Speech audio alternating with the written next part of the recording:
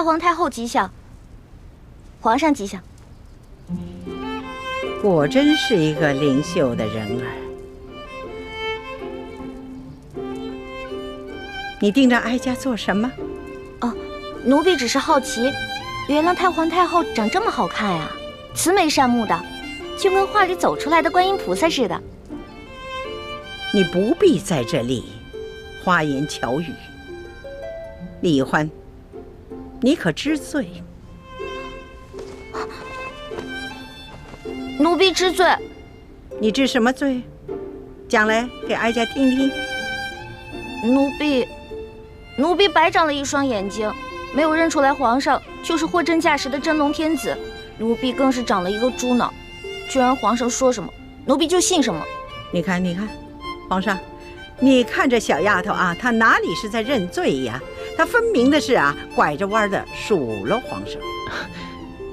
皇祖母，这丫头一向如此，心直口快，不知轻重。那你就起来吧。谢太皇太后。太皇太后，奴婢说的都是真的，没有骗您。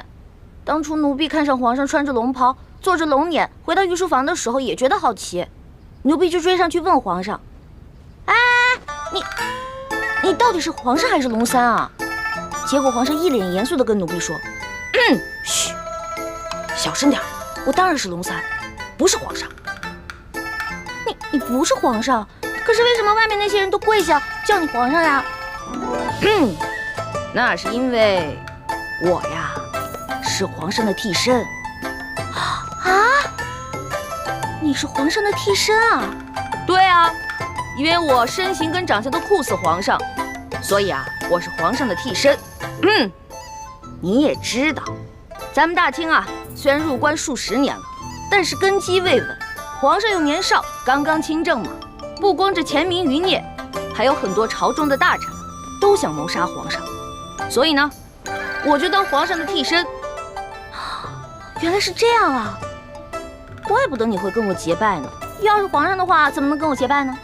对啊，这回知道了吧？为什么我龙三你在宫里打听不出来了吧？那是因为我不是一般的侍卫，我呀只需要在皇上需要我的时候出来露面就行了。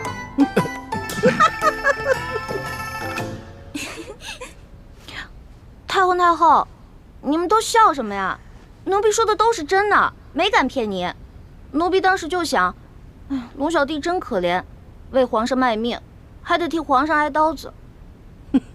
这丫头果真有趣呀。皇祖母，当时的情形确实如此。孙儿也是一时童心未泯，见这个丫头什么都不懂，特别有趣儿，想逗一逗她。想逗逗我，但是奴婢当真了，真的把皇上当成兄弟，不想看着你去死。太皇太后，奴婢真的以为他要去跟鳌拜拼命，所以就把身上的金蚕背心脱了下来，给了他，还陪着他一起去跟鳌拜拼命。要不是我哥哥及时赶到，恐怕我跟皇上就……瞧这丫头委屈的哟。得了，哀家呢就饶过你了。真的？谢太皇太后，还是太皇太后好，不像皇上就知道欺负奴婢。哀家听说你在大庭广众之下，当着那么许多的大臣们的面，打了皇上一巴掌，是吗？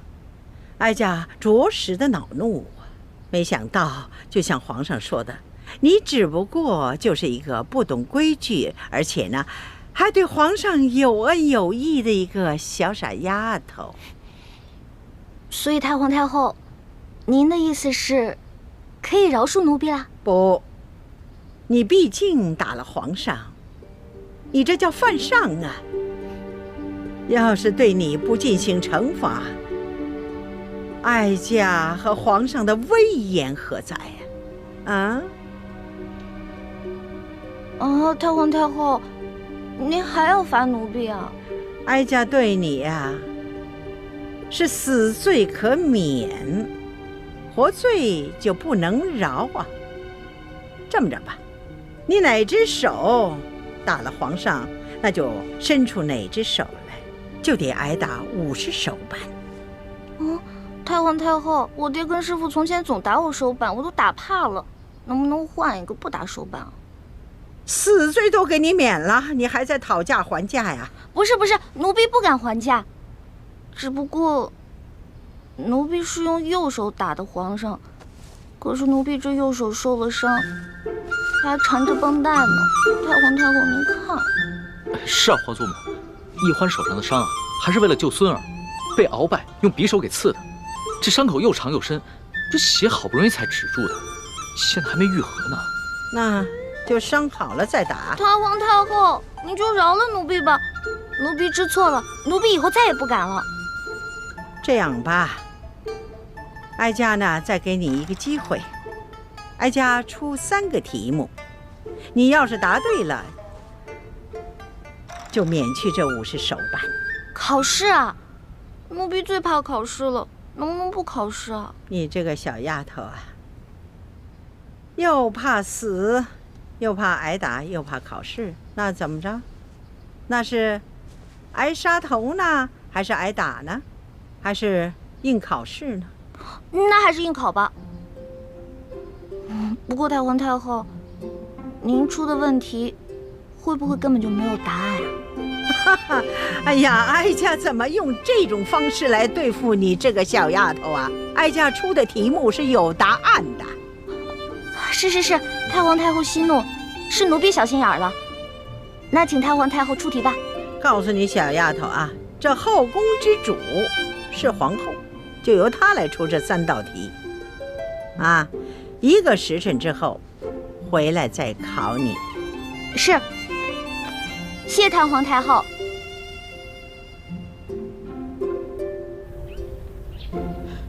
皇祖母，你就这么轻易的放过李奕欢那个狐妹子了？不放过她又该如何呀？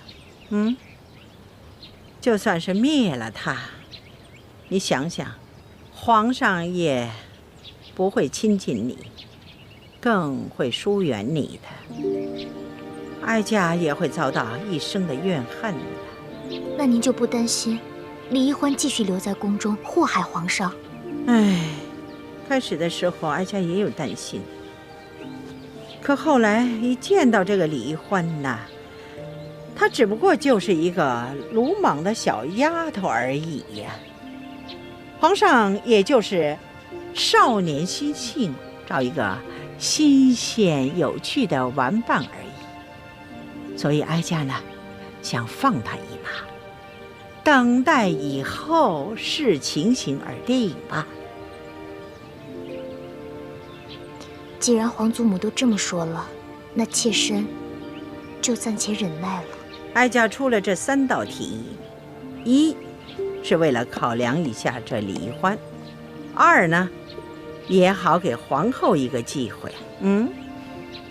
现在呢，这前面这2道题呢就由皇后来出，最后这道题由哀家来把关。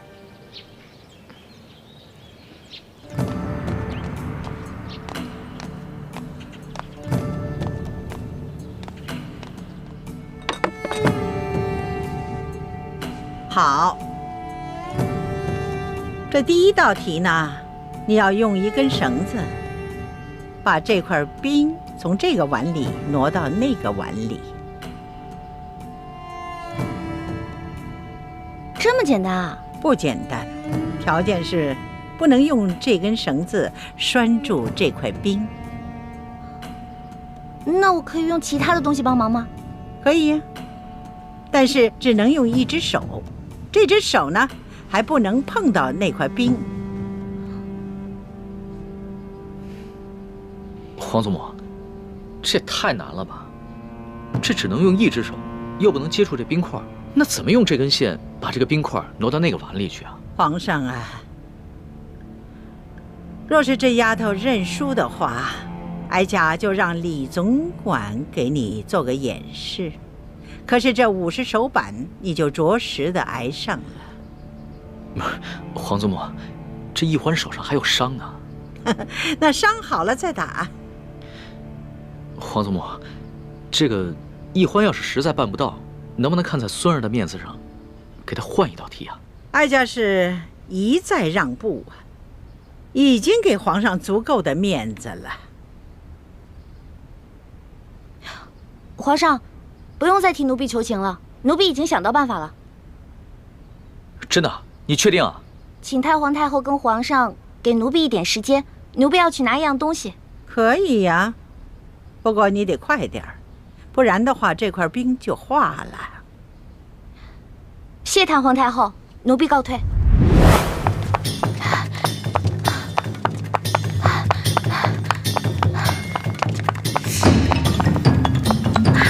让开！哎，谁家野孩子呀？没点规矩！让开！哎，这孩子。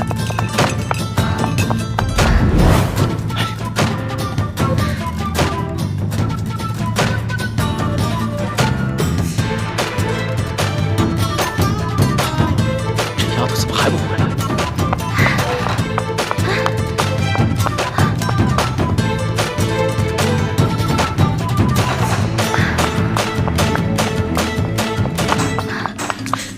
这冰都快化了，你想出来办法没有？奴婢想到办法了。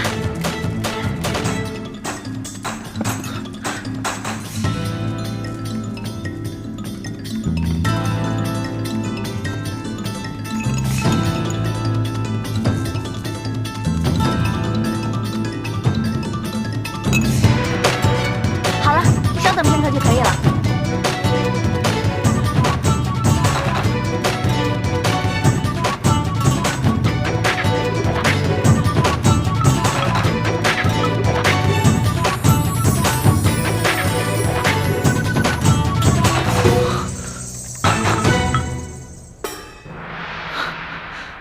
这丫头，没想到居然用这个法子。你这罐子里边装的什么东西啊？这是奴婢抓紧一切时间从御膳房拿了一罐盐。哦，朕明白了。朕以前学的功课里边也有这一门知识，只不过刚刚情急没有想起来。奕欢，想不到你还挺博学的。皇上千万别夸奴婢了。从小到大，奴婢不喜欢好好学习，但是什么都学，只会那么一点点，杂而不精，跟博学二字万万沾不上边儿。奴婢之所以知道这个办法，是因为小的时候，在冬天啊，奴婢喜欢跟自己的哥哥用盐水呢冻冰人儿，所以才知道这个法子的。好啊，小丫头，这第一道题就算你过关了。哀家接下来再考你第二道题。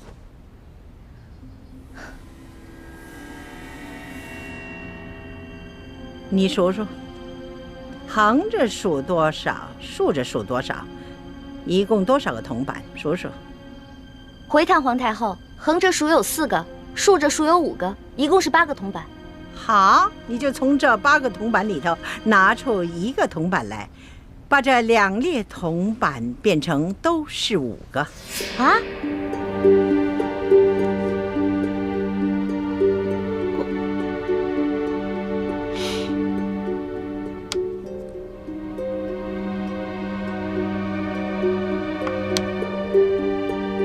可是这不对啊，横着就变成5，竖着变成4个了。哀家给你1炷香的功夫，你要是再猜不出来，那就算你输了。完了完了！小的时候，奴婢不想好好学习，老在师兄师姐面前捣乱，而师傅们总是吓唬我，把戒指高高举起，轻轻放下。啊，这下好了，以前没挨多少打，现在又全给补回来了。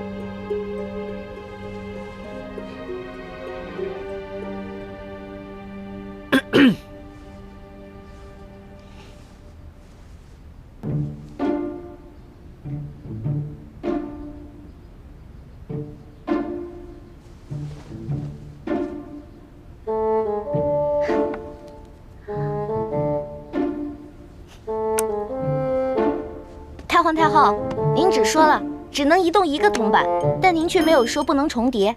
您看奴婢做的对不对？哎呀，小丫头啊，这是你自己想出来的，还是有人帮衬你作弊呀？嗯？皇太后恕罪。其实是皇上先想出来的，然后告诉了奴婢，奴婢才说出答案的。你这丫头，朕好心帮你，你还出卖朕。皇上，对不起，如果这道题没做出来是小事儿，但是如果因此欺瞒了太皇太后，那可是犯了大罪。皇祖母，其实呢，孙人也就是摆了个手势，不能算是作弊。再说了，这道题啊，它本来就简单，孙人就算不提醒易欢，易欢他自己也能想出来的。你这易欢小丫头，她若是不承认，你皇上也不承认，那哀家再怀疑也逮不着你们的把柄。罢了，就看在你这小丫头诚实的份上，这道题就算过了。谢太皇太后。太皇太后，您人真好，就像画里走出来的观世音菩萨转世似的。净说漂亮话。好了，哀家呢，接下来再给你下第3道题。不过呢，皇上，你就不能再度的帮衬作弊了。孙儿明白，这第3道题，孙儿绝对不会再帮他作弊了。你如果再作弊，当然也算输。这第3道题，小丫头，你听好了啊，什么事情别人都能做得到，偏偏你自己做不到。这个嘛，奴婢知道了。除了奴婢，其他人都能杀了奴婢，唯独奴婢自己不能杀了自己。好，这个答案好。皇祖母，这一关易欢算是过了吧？哎呀，皇上啊，不要高兴得太早了。你想想啊，一个好好的人，他为什么平白无故的去杀人呢？当然了，每个人都有能力去杀自己，只是呢，看他愿意不愿意杀自己。所以呢，这个答案不对。这道题的答案不对啊？当然了，这个答案呢是需要有人来演示的。太皇太后，奴婢现在脑子都成浆糊了，实在是想不到答案。看来你是自愿认罚了。皇祖母，孙儿也不敢再为易欢求情了。孙儿只是希望你能多给易欢宽限1日的时间，让易欢自己回去好好想想。好啊，那就看在皇上的面子上，就宽限你1天。为了不让别人给你帮衬作弊，哀家就要把你留在慈宁宫1天。待到明天这个时辰，你要是再答不上来，那就要着实挨打了。谢太皇太后。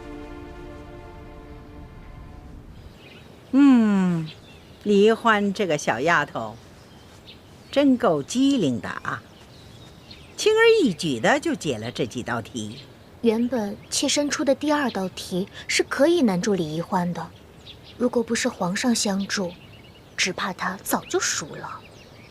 皇后不要这么想，即使是皇上没有相助，这李易欢他也会答得出来的。只不过是呢，多花些时间罢了。幸好皇祖母出的第3道题把他难住了，就算他想了3天3夜，也未必想出答案。只是，又怕这一夜之隔，又有人给他送答案去了。只要皇后你知道哀家为什么出这3道题的目的，就可以了。为什么计较结果呢？如果这李易欢没有想出这个答案来，那作为皇后你该怎么做才会是最好的结果呢？鳌拜已经被打入天牢了，你难道还要替他卖命？我哪有替鳌拜卖命？我这不跟你一样被鳌拜逼着服了大补丸才身不由己的吗？我也就是偶尔替鳌拜传递一下消息，可我没有做过什么过分的事情啊。李太医，看在咱们是同乡又是同姓的份上，一定要替我保守这个秘密，可千万别出卖我呀！我们不出卖你，你就要出卖我们。奕欢打了康熙一巴掌，你为什么要跟太皇太后告密？这叫杀人灭口！冤枉啊，李太医！我虽然跟你一样受制于鳌拜，可是鳌拜说了，我是他内线当中身份最特别的一个，有什么事他单独跟我联系。除此之外，别人毫不知情。我根本就不知道你们兄妹也知情啊，又怎么可能想到去杀你们兄妹灭口呢？我跟奕欢，毕竟是皇上安排在鳌拜身边的人。你是担心有一天，我们知道了你是鳌拜的奸细，向皇上告密，所以才想借太皇太后的手，先杀了我们灭口。不，李太医，我没你想的那么狠。既然皇上已经把鳌拜拿下了，没有怀疑到我，那证明你们对我没有威胁。再说了，我是奉了太皇太后的懿旨，监视皇上，每日向他汇报皇上的一举一动。可是皇上已经亲政，权威日重，我再也不敢像以前一样，真的事无大小巨细都向太皇太后去汇报。更何况皇上那么宠爱你妹妹，我怎么可能挑拨太皇太后去杀了你们兄妹呢？我要是这么缺心眼的话，我还能活到今天，还能当上大内总管？不是你，那会是谁呢？这我是真就不知道了。在皇宫里啊，这人际关系复杂着呢，你都不知道这背后谁拿着谁的钱，替谁办着事儿呢。好吧，我暂且相信你。看在咱们是同姓同乡的份上，这事儿就这么过去了。以后啊，我们要多多相互照应才是。对，相互照应，相互照应。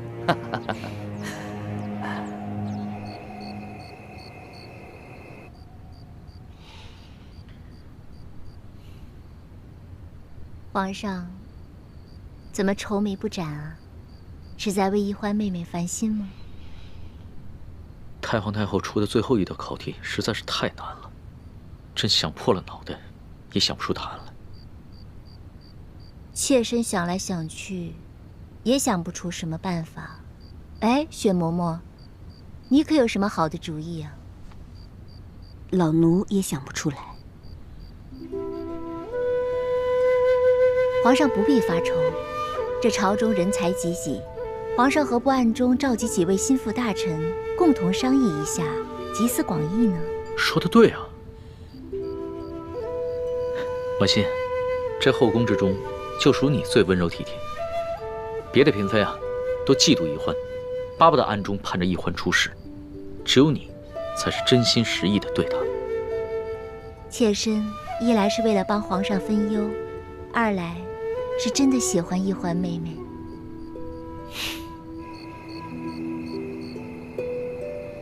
哎呀，你说咱们这皇上啊，自从亲政以来，可从来没有这么晚召见过咱们啊！啊，你们都说说，这有什么急事儿啊？会不会是鳌拜一案又出了什么重要线索？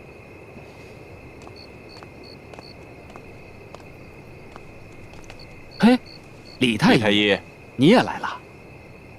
哎，莫非是皇上他龙体欠安啊？哎，嘘，这话可不可乱说啊！小心，这叫祸从口出。明珠大人，哎，李太医，说什么？怎么回事？啊，皇上突然差人传来口谕，让卑职火速觐见，却没有说所谓何事。哦，行，进去吧。走，明珠大人请。请啊，诸位爱卿，朕深夜召诸位前来，是因为朕碰到了一件为难之事，朕思虑了许久，都没有想出答案，所以啊，想听一听诸位爱卿的高见。敢问皇上，是何为难之事啊？这有什么事情啊？是只有其他人能做到，而自己却偏偏办不到的。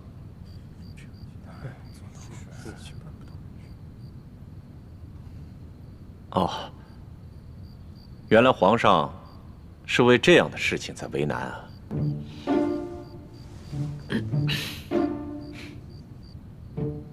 有了，比如说，别人可以杀得了我们，但是我们杀不了自己。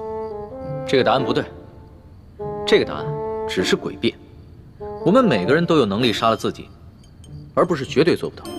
这个答案必须是别人可以示范出来给大家看，而自己却偏偏无法效仿的。皇上，不知皇上怎么突然问起这么奇怪的问题，还这么着急，想要知道答案？这其中缘由朕不便透露，周爱卿只要好好开动脑筋，帮朕解忧就行了。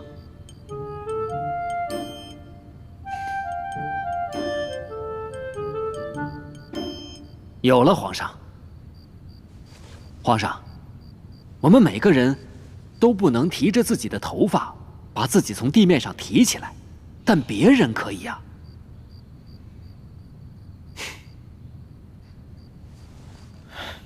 这个答案也不行。出题之人只怕会说，我们每个人只要轻轻一跳就可以离开地面，为何还要把自己的头发给提起来？所以啊，这个答案还是过不了关的。皇上，此等古怪刁钻的问题，实在是难有标准答案。究竟该怎么回答，完全要看出题的人是否在故意的刁难。皇上，这出题的到底是何人？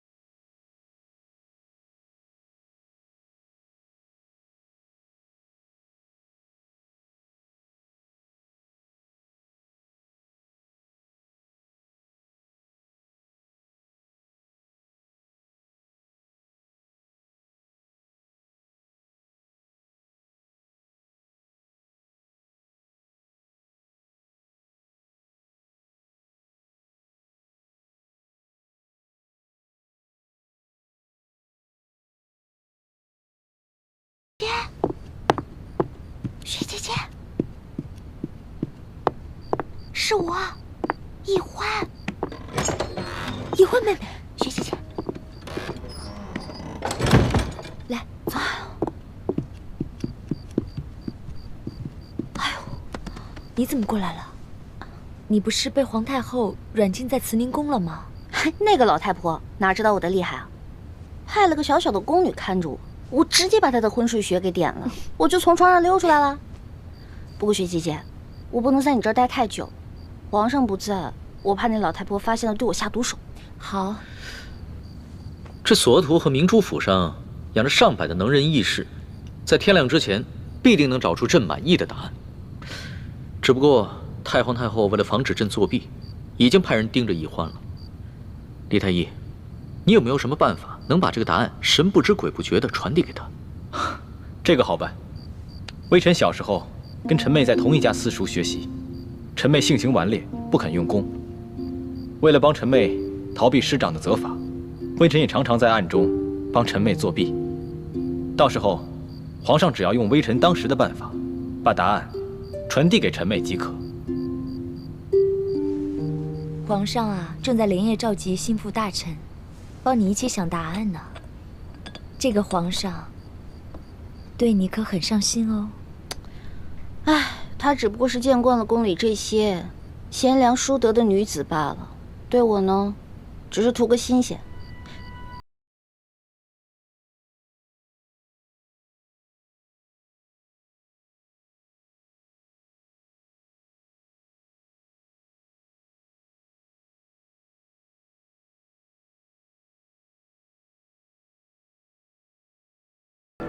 但是鳌拜出于私心，就没有上报给朝廷，就一直把这个铜匣收在自己的府里。哦，原来是这样。真没想到咱们明珠谷里有奸细，会是谁呢？不知道，不过朱哥哥已经告诉我爹了，我爹现在赶回明珠谷，跟各位师傅商量一下查清奸细的事儿。哎呀，你说这奸细会不会把你我的身份也泄露给了鳌拜？据我推断，这个奸细应该还不知道我们在谷外的行踪，他更不可能料到我们居然潜进了皇宫，所以我们暂时是安全的。有道理。好了，既然你们兄妹之间有此等传递消息的妙法，那朕也就放心了。那微臣先告退了。等一下，皇上还有什么吩咐吗？真没想到，这么顺利就把铜匣找到了。早知这样，我跟师父也不用费尽心机进皇宫潜伏了。别难过了，学姐姐，我来这儿还想告诉你件事情。如果明天我那第3道题答不出来的话，那个老太婆肯定要毒打我一顿，到时候我只能脚底抹油溜了。我跟你说啊，那个铜匣还有搜刮来的那些金银财宝，都放在我永乐斋的床底下了。我们走了以后，只能靠你跟六师傅去取了。一旦取好了，赶紧跟我们一起撤吧。我早就盼着这一天了。哎，小师妹，其实你尽快离开紫禁城也是对的。你都不知道，看到你整日跟皇上形影不离的，大师兄心里有多别扭。朱哥哥哪儿都好，就是太小气了。哎，我不能跟你说了，我得赶紧走了，被人发现了我就死惨了。哦，你小心点啊。知道了。这鳌拜一直不肯交出大补丸的解药，朕派索额图去鳌拜府上搜查，也没有搜到。李太医，你既然能解了朕的毒药，那这大补丸之毒你可能解。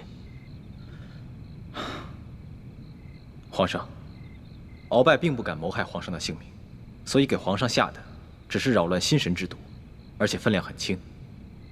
但他给陈兄妹所服的大补丸，是他用来控制手下的独门毒药。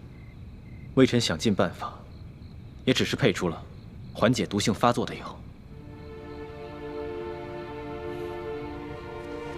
朕真的是愧对你们兄妹。皇上这话，微臣兄妹实在是担不起。请皇上放心，微臣一定会继续实验，争取早日制出解药。已经3更天了，皇上早点歇着吧。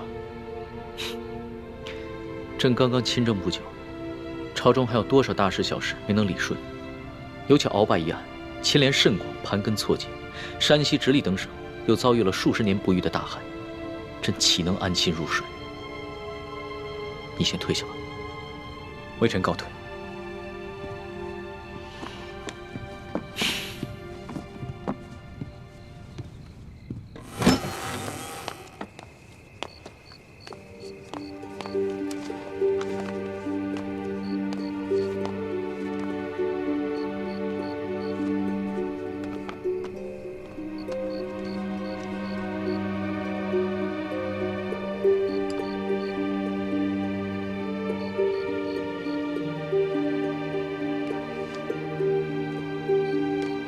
想不到他竟如此勤政。我听了小师妹的话，帮他斗倒鳌拜，也许失算了。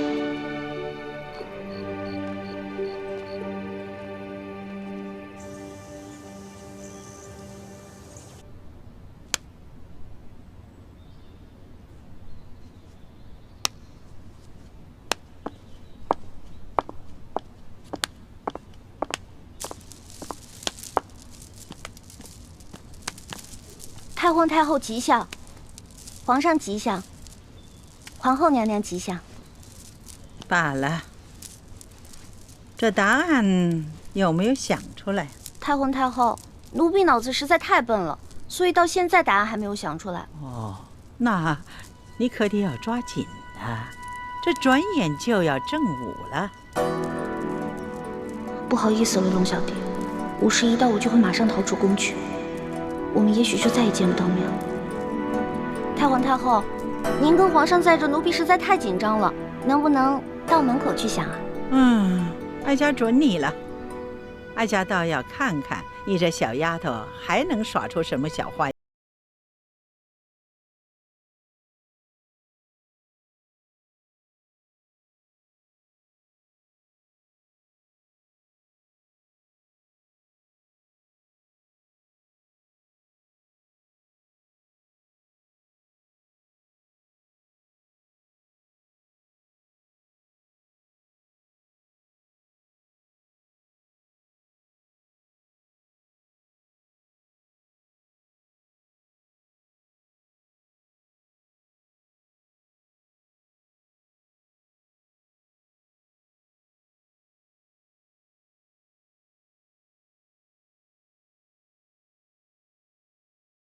这皇上的字就是好啊！拿了吧。多谢皇上。易欢，你腰上的那个琉璃坠子倒是挺别致的。朕记得你哥哥也有一块同样的吧？奴婢跟哥哥是同日所生的双胞兄妹，这个琉璃坠子呢，是爹送给我们的生日礼物。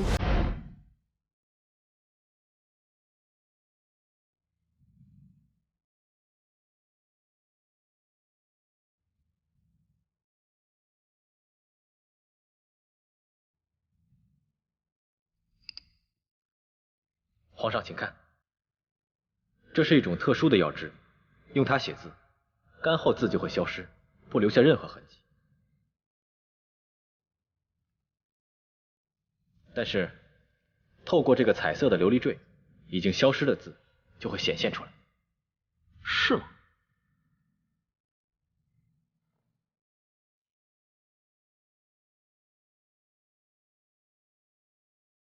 哎。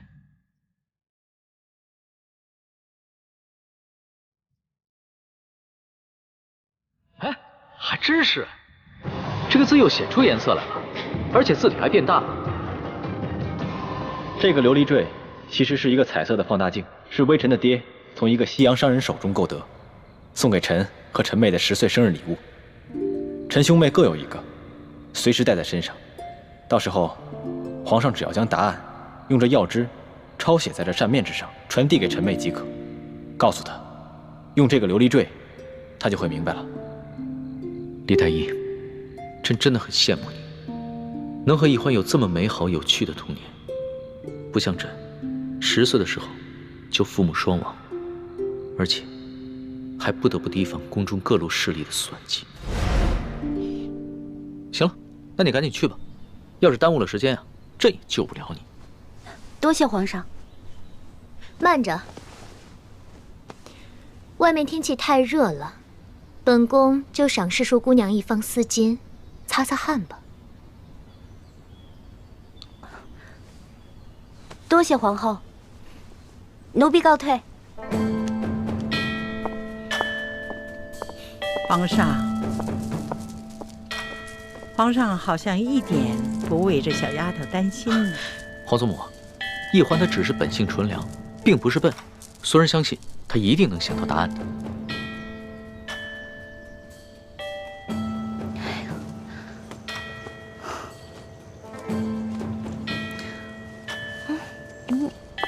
皇祖母小心。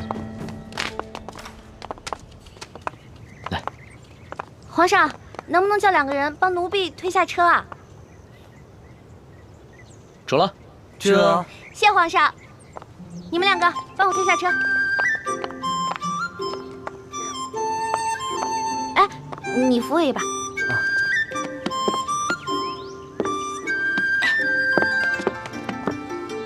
走吧。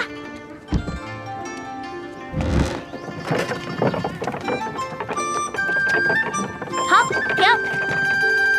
来，放下。那个，你再来扶我一下。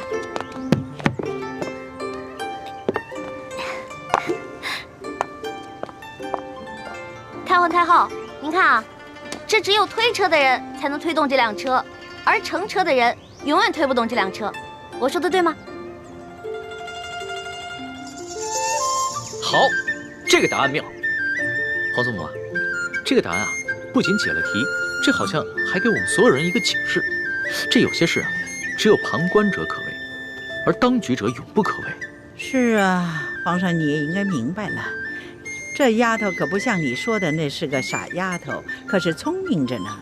你可不能当局者迷呀。皇祖母说的是，孙儿谨记皇祖母的教诲。真没想到，这个李易欢居然如此聪明。你赐给他的那个丝巾，最后看了吗？妾身昨晚在听到皇祖母的一番话后，将这第3道考题的答案画在了丝巾上。他先答出题后，才打开丝巾看到了答案。你果真聪明，哀家一点你就通。啊，你的相助啊，皇上和李易欢是心知肚明的，尤其是皇上，对你的大度会暗中感激的。皇后啊，只是个名分，你必须攥住皇上的心，你的地位方能稳固。多谢皇祖母提点。义父，叔父不当差的时候，时常爱去城郊的镜湖钓鱼散心。你可以到镜湖附近等着，找机会跟他相认。好，到时候我就假装跟他邂逅，绝口不提你和易欢。好，那我就预祝义父跟叔父顺利相认。但愿吧。这么多年过去了，我真不知道，乍一看到我这个亲哥哥出现在面前，他会是什么反应。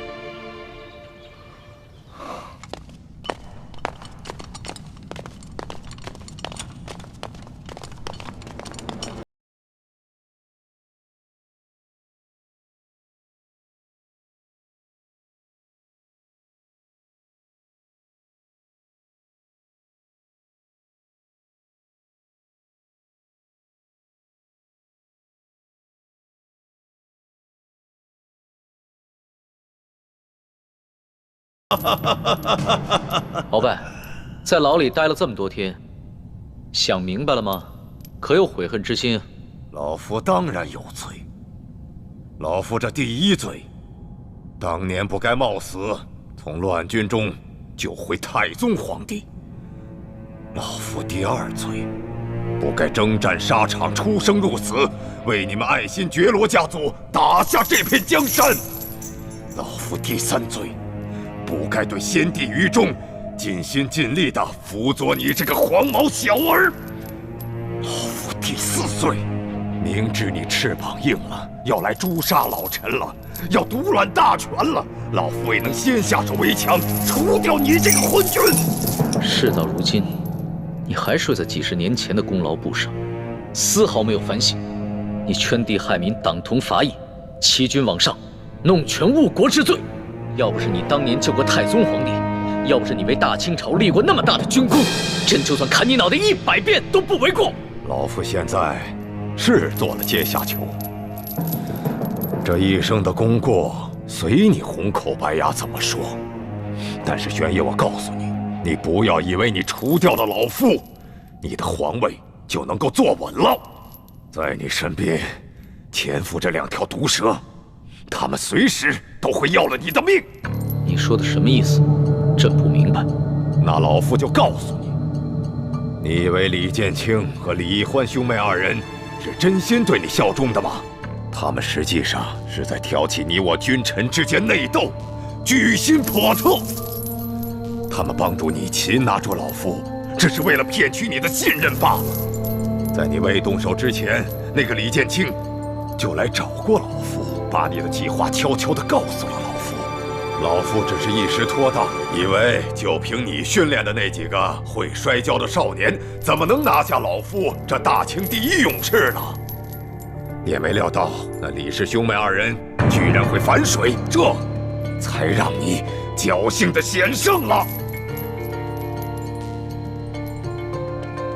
皇上，鳌拜这会儿也许说的是实情，难怪他事先就服下了解药。你让李公公赐给他的毒茶也失去了效力，也许真的是有奸细给他透露了风声啊。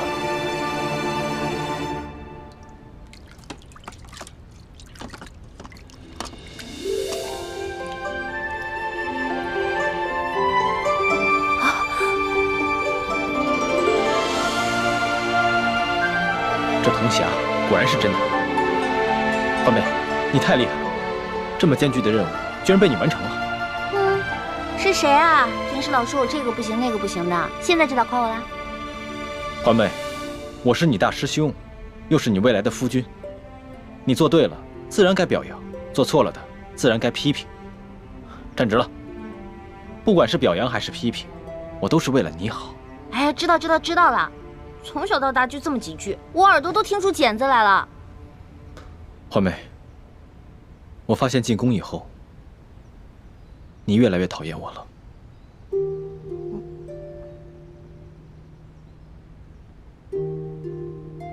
鳌拜，你以为朕会中了你的挑拨离间之计吗？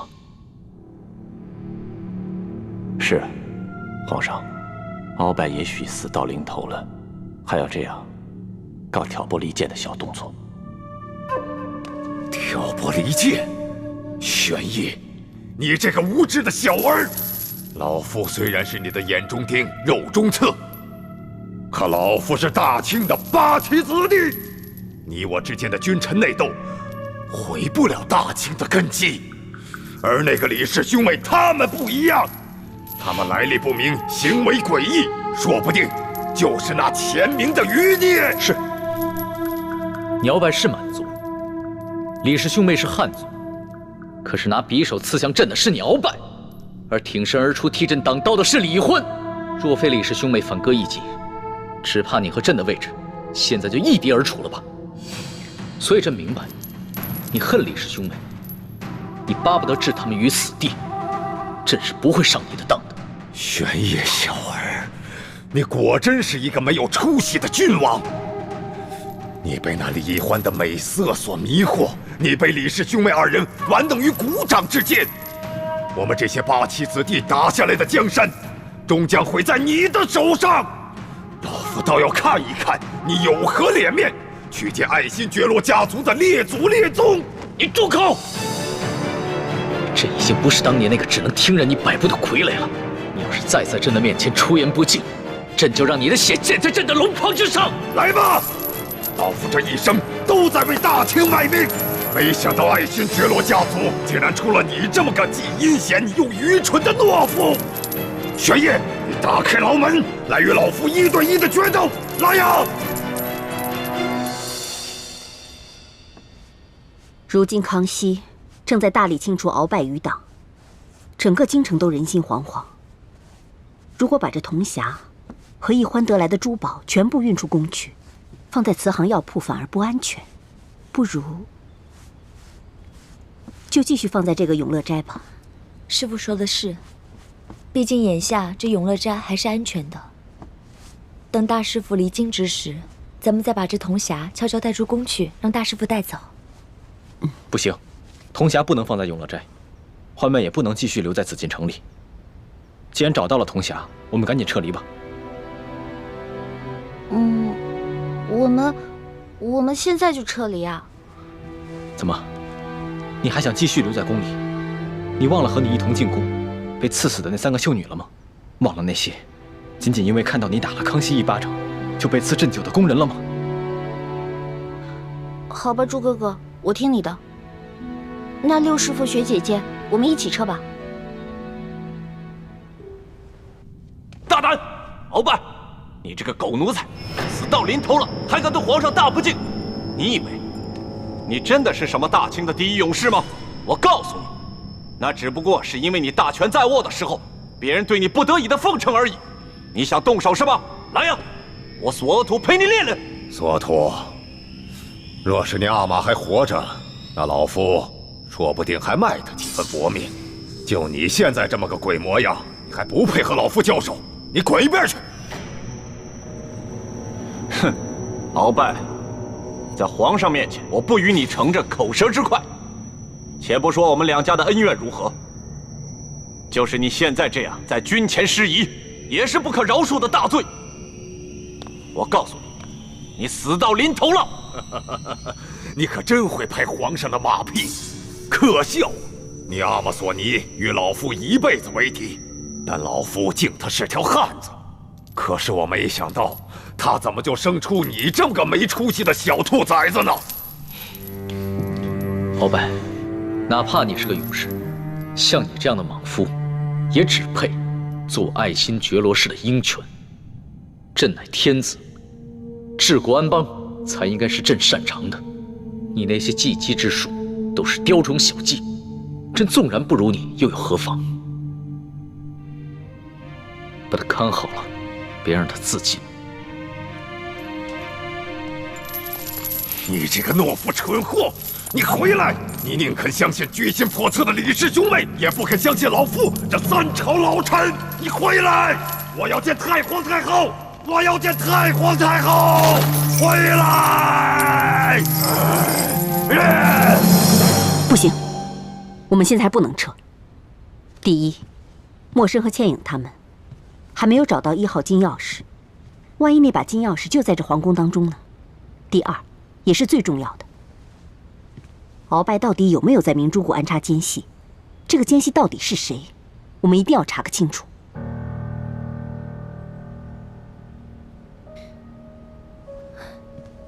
大师兄，要不这样吧，你跟易欢先撤吧，我和六师傅继续留在宫中，剩下的任务就交给我们吧。哎，不行不行，怎么能把你们2个留在宫里呢？我们要共同进退。太子，如今康熙对你和易欢极为信任，想要查出明珠谷中的奸细到底是谁，你们比我和倾城的机会大很多。眼下的确还不是撤离的时候。六师傅，是我思虑不周，我只想着让易欢赶紧离开康熙，以免受他蛊惑。一时情急，居然把查奸细这等大事抛在脑后了。太子，你平常行事的确很冷静，但是有些事情牵扯到易欢的时候，就很容易冲动。义父，你还是尽快跟叔父相认吧，说不定叔父知道鳌拜潜藏在明珠谷的奸细是谁。也只好如此了。不过，不管结果如何，这件事情你都不要告诉易欢，更不要告诉倾城，还有你六师傅。义父，其实倾城和六师傅跟易欢真的不一样，他们的嘴巴都很紧。我不是不信任你六师傅，只是我身为大明义士联盟的盟主，却有一个在清廷皇宫任大内总管的亲弟弟。这件事情如果传了出去，我又有何面目去见联盟的同仁呢？徒儿明白了，但愿叔父顾念骨肉亲情，能投靠咱们联盟，做咱们的内应。我总是觉得有点不太可能，但愿吧。但愿我李氏的列祖列宗能够庇佑，保佑我这个弟弟能够弃暗投明。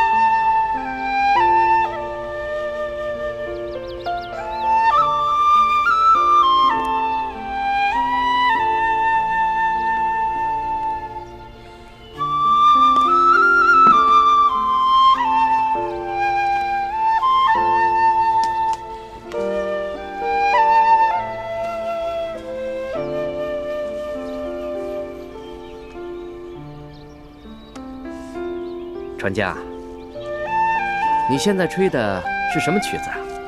我怎么听着这么耳熟啊？好像是在哪儿听过一样。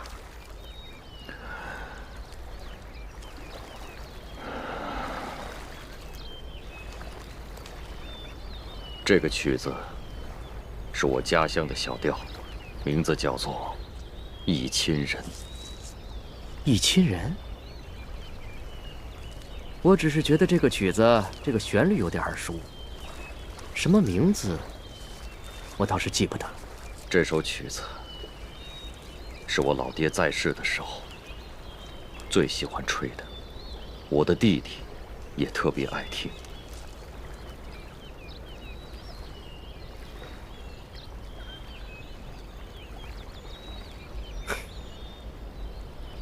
这个曲子啊，我小的时候也特别爱听，只是有好多年没有听到了，现在也忘得差不多了。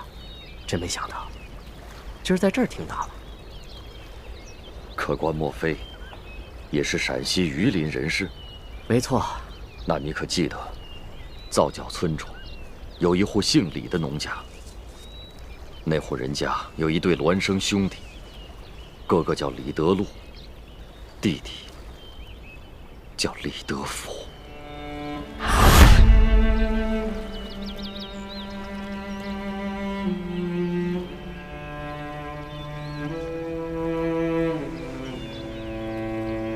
你是？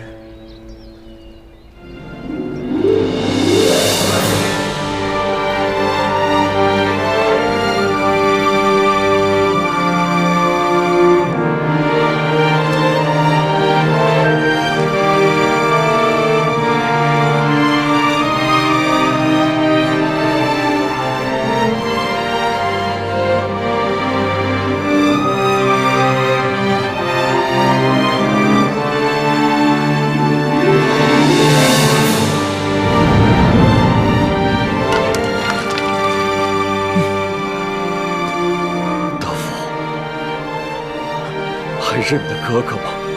你还活着，你没死。德福，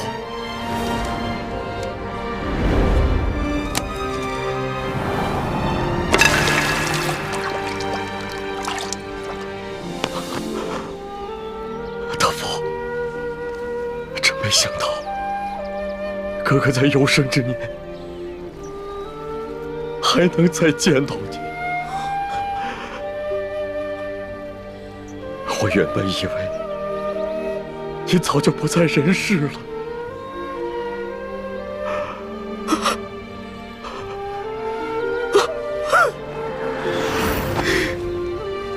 哥，德福，哥，德福。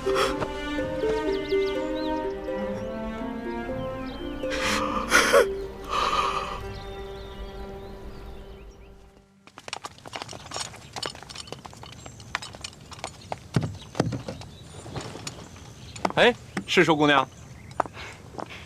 索大人，什么事儿这么着急啊？我告诉你啊，我在这鳌拜府当中又发现了一间小小的密室，这大补丸的解药说不定就藏在里面。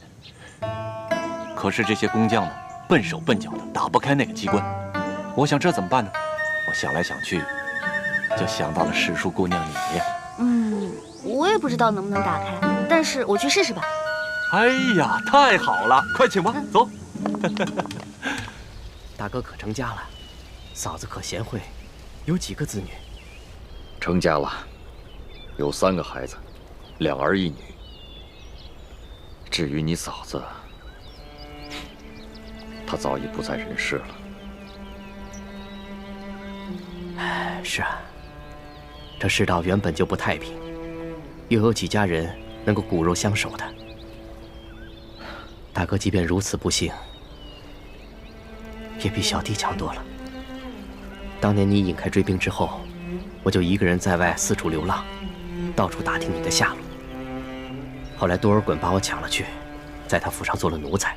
几年之后，他见我做事机灵，就把我净了身，送到皇太极身边伺候。那时候，我本已有了心仪的姑娘，却被迫做了这不男不女的太监。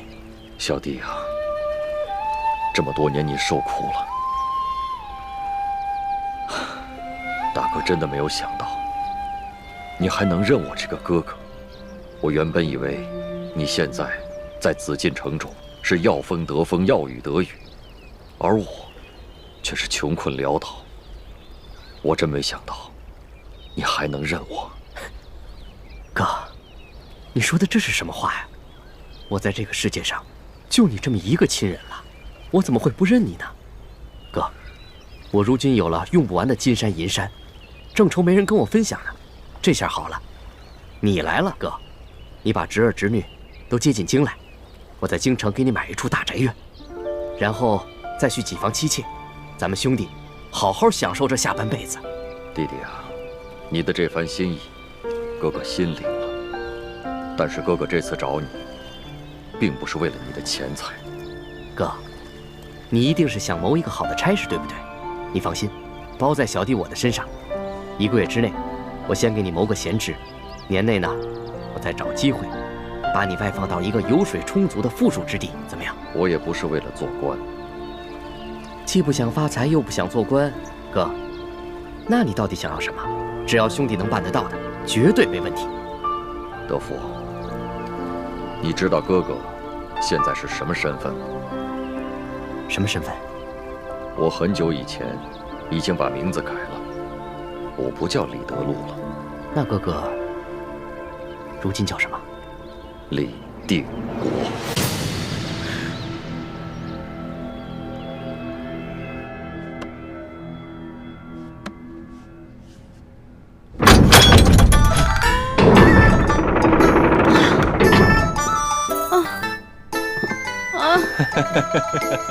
累死我了！哎呀，世淑姑娘，真是辛苦你了啊！左大人吃。左大人，我查看一下。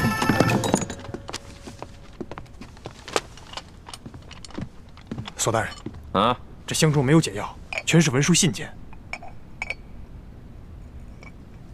没有解药，我看看。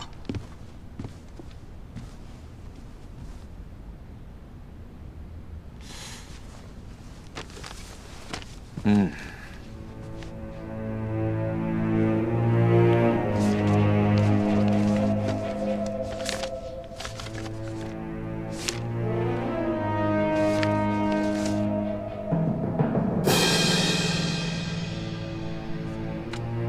纳赛，在，把这2个箱子给我封起来，抬进宫去，呈给皇上。德福，你可愿意跟哥哥一起共干一番大事业，光复我大明王朝？德福，你倒是说话呀！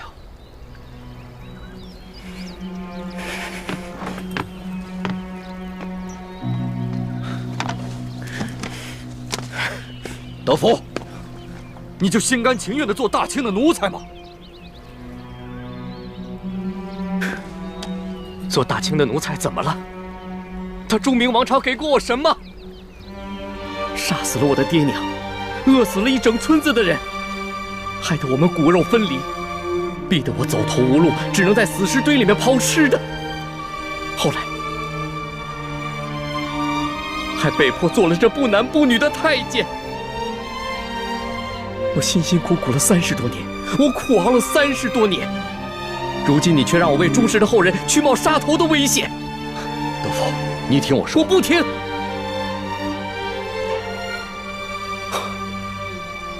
我知道，我听说过你李定国，朝廷还以为你战死在云南，没想到你还活着，还组建了一个什么大明义士联盟。道不同不相为谋，你我都不必妄想劝动对方。我只有一句话：你若做回李德禄，那你还是我大哥，我愿与你共享荣华富贵。但你若坚持做你的李定国，那你我就当彼此早在40年前都死了吧。弟弟，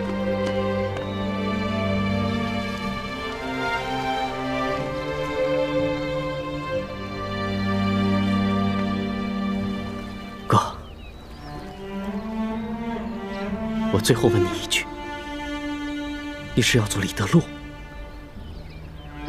还是做李定国？我李定国，生是大明的人，死是大明的鬼。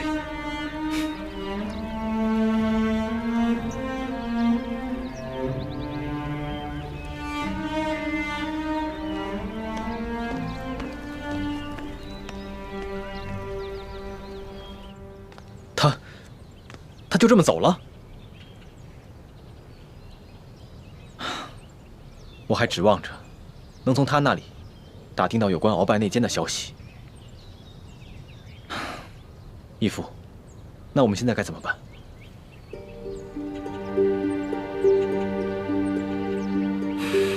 既然他贪图荣华富贵，敢为大清走狗，那我就当他40年前就已经死了。现在的他，就只是大内总管李德福，不再是我的弟弟。你们以后行事，一切以我联盟利益为重，切不要顾及我和他的兄弟之情。他中了鳌拜的大补丸之毒，现如今，鳌拜被关进了天牢。若没有康熙的手令，谁也不能见他。鳌拜没有办法把美约大补丸之毒的解药给他。义父，你看，我是否要把彻底解除大补丸之毒的解药给他呢？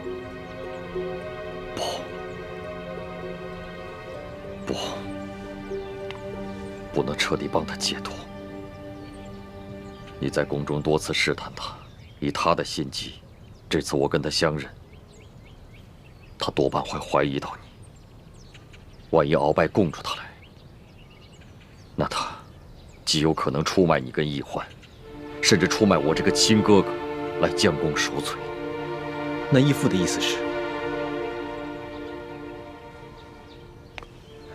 眼下只能利用大补丸来控制他，这样一来可以保证你跟易欢在宫中的安全，二来你跟易欢在宫中行事，有他相助，也会便利一些。可他毕竟是您的亲弟弟，我跟易欢的叔父，我们这么做，未免也太……太子，你以为我如此算计，我的心里就好受吗？他可是当年我豁出性命去要保护的亲弟弟呀！可现在，在国家大义面前，我没法再顾及兄弟之情。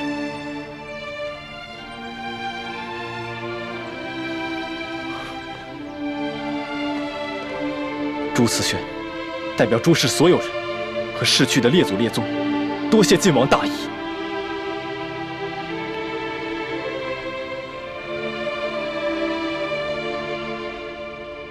真没想到，李公公居然是我爹的亲弟弟，我的亲叔父。是啊，李公公为人圆滑自私，和义父完全是心性相反的两个人。可是朱哥哥，虽然李公公这个人圆滑自私，但是他是我爹的亲弟弟，我的亲叔父。他虽然不肯投靠我们，但是他也没做什么出卖我们的事情啊。我爹让咱们拿大补丸的事情去威胁他，我怎么觉得心里过意不去呢？其实，我心里也过意不去。不过既然义父吩咐了，我们也只能执行。有时候想想，我爹也真够冷血的。他居然亲手射杀了我娘，那可是为他生了3个孩子的结发妻子啊！当时他还射了我一箭，还好我身上有个玉佩，要不然，我早就没命了。欢妹，你千万别这么说。若是让义父听到了，他该有多伤心呢？义父也是迫不得已，舍小我取大义，就像古时候舍弃自己的亲生儿子而救护赵氏孤儿的义士程婴。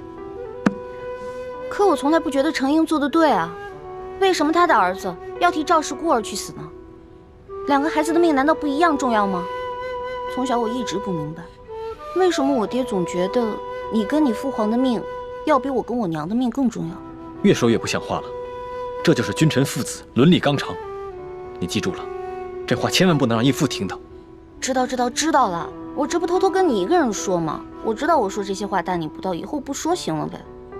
哎，千万别跟我爹说。你知道就好。欢妹，你记住了，平时再怎么任性，再怎么胡言乱语都没关系，唯有这些有违伦理纲常的话，千万不能再说了，知道吗？哦，你怎么跟龙小弟一样啊？严肃起来让我心里特别害怕。不跟你说，我要去找我龙小弟玩了。欢妹。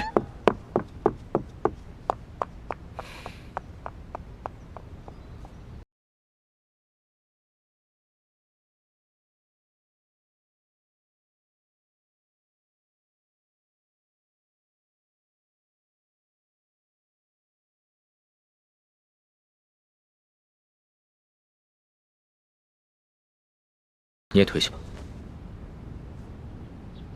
今天怎么了？连龙小弟也这么严肃？你说什么？没什么。那奴婢告退了。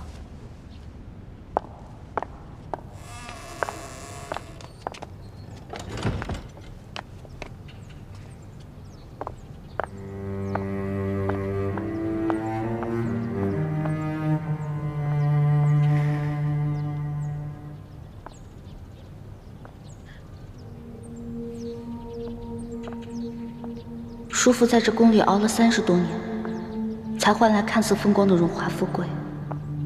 而我爹，他为了光复朱明王朝，不惜杀妻灭女，戎马一生。我这一生啊，可不能像这兄弟2个一样，